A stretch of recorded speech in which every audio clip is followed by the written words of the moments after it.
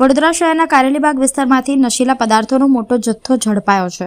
કારેલીબાગ મચ્છીપીટ નાકા પાસે એસઓજીની ટીમે મોદી હાઉસના 3જા માળે રેડ કરી મોટી કાર્યવાહી હાથ ધરી હતી।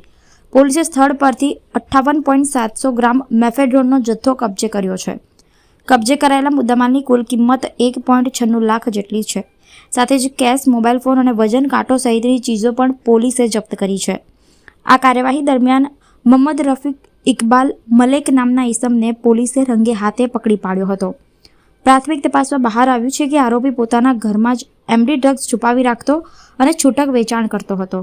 આ કેસમાં ડ્રગ્સ સપ્લાય કરનારા એક અન્ય શખ્સ હાલ વોન્ટેડ છે અને તેની શોધખોળ પોલીસ દ્વારા ચાલુ છે। કારેલીબાગ પોલીસ સ્ટેશને આ મામલે NDPS એક્ટ હેઠળ ગુનો નોંધ્યો છે। પોલીસે ₹2.5 લાખનું 58 ગ્રામ એમડી ડ્રગ્સ, વેચાણનું રોકડાનું 14,700 ડિજિટલ વજન કાંટો અને મોબાઈલ કબજે કર્યા હતા। આ ડ્રગ્સ કોની પાસેથી મળ્યું હતું અને મેળવ્યું હતું અને કેટલા સમયથી ધંધો કરતો હતો તેની પોલીસે તપાસ શરૂ કરી છે। આ ઉપરાંત તેની પાસે નિયમિત કોણ ડ્રગ્સ લેવા આવતું હતું તેની પણ પૂછપરછ માટે રિમાન્ડની તજવીજ હાથ ધરી છે।